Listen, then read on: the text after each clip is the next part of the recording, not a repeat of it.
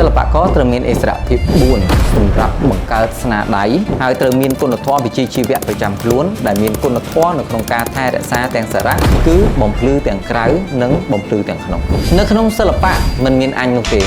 កាលណាមានអញកាន់តែក្រាស់នោះការប្រមាថកាន់តែខ្លាំងរីឯការប្រកាន់ក៏រឹតតែច្រើនដែរសូមសិល្បករទាំងអស់កុំយកទីងងឹតធ្វើជាទីជំរកអ្នកទាំងអស់គ្នាមានដឹងអត់មានដឹងថាទូនីតិរបស់សិល្បករត្រូវមានអីគេខ្លះអត់សិល្បករត្រូវមានឥស្សរភាព4សម្រាប់បង្កើតស្នាដៃនិងទៅតាមទេពកោសល្យរបស់ខ្លួនឥស្សរភាពទី1គឺឥស្សរភាពខាងកាយឥស្សរភាពទី2គឺខាងចិត្តឥស្សរភាពទី3គឺខាងគំនិត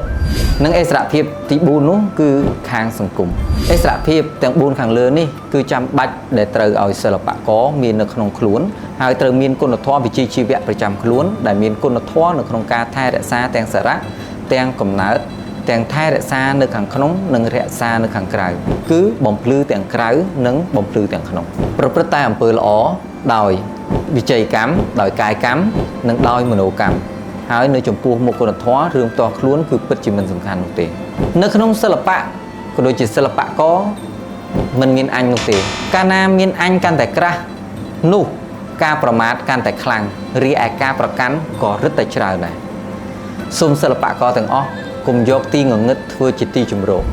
ដើម្បីពង្រឹងគេសិល្បករគួរពង្រឹងខ្លួនឯងជាមុនសិនគួរមើលឃើញចំណុចខ្សោយរបស់ខ្លួនឯងជាមុននឹងមើលអ្នកដទៃ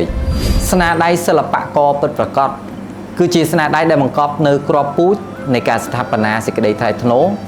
ពុទ្ធិគឺជាសេចក្តីចម្រើនដោយប្រាជ្ញា